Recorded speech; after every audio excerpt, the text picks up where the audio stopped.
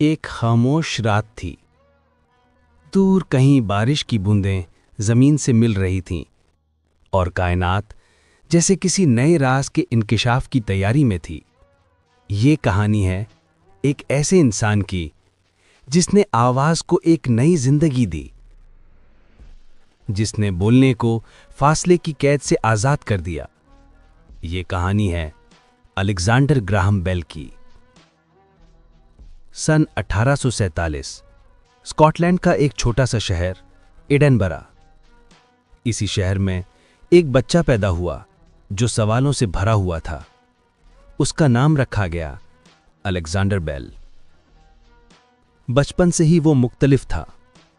जब दूसरे बच्चे खेलते, वो आवाजों के पीछे भागता, पानी के शोर को सुनता, घंटी की बाजगश्त में खो जाता और खुद से पूछता कि आवाज आखिर बनती कैसे है।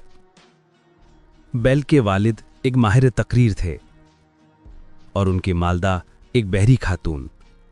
मां की खामोशी और बात की तालीम दोनों ने बेल की सोच बदल दी।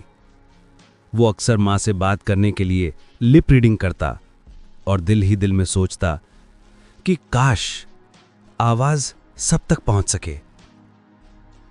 यही ख्वाब उसके दिल में बीज बनकर बोया गया, एक ऐसे आले इजाद करने का ख्वाब जो इंसानों को आवाज के जरिए जोड़ दे। जैसे जैसे वो बड़ा हुआ, उसका जुनून बढ़ता गया। मशीनें, तार, आवाज, मकनातीस, ये सब उसकी दुनिया बन गए। सन 1870 में वो अपने खानदान के साथ अमेरिका मुंतकिल हुआ। ये नया मुल्क था, लेकिन बेल के लिए ये नई उम्मीदों का देश बन गया। बेल एक ऐसे आले पर काम कर रहा था जो आवाज को बिजली में तब्दील कर सके। वो दिन रात मेहनत करता, कभी नाकाम होता, कभी आग ही उठ जाती, लेकिन वो हार नहीं मानता। एक दिन 10 मार्च 1876 दुनिया बदल गई। बेल ने अपने असिस्टेंट को पुकारा, mister Watson, come here, I want to see you. और दूसरी तरफ वॉटसन ने आवाज सुनी।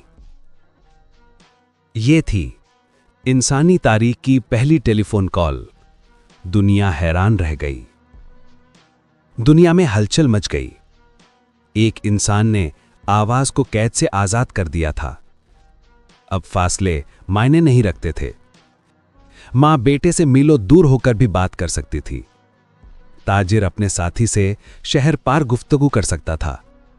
टेलीफोन ने सिर्फ राब्ता नहीं बदला, इसने दुनिया के एहसास बदल दिए। लेकिन हर इनकलाब के साथ मुखालिफत भी आती है। कई लोग इसकी इजाद को तस्लीम नहीं करते थे। अदालतों में मुकदमे चले, इल्जाम लगे कि यह ख्याल बेल का नहीं, मगर सच्चाई अपनी आवाज खुद बन जाती है। दुनिया ने मान लिया कि यह कारनामा बेल ही का था। इंसानियत के लिए खिदमत। अलेक्जेंडर ग्राहम बेल सिर्फ मोजिद नहीं था, वो एक उस्ताद भी था। उसने अपनी मां की खामोशी को भुलाया नहीं।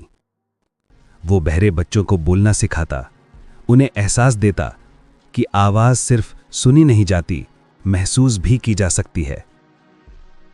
वक्त गुजरता गया। बेल बूढ़ा हो चुका था, मगर उसकी आंखों में अब भी वही रोशनी थी, आवाज की रोशनी।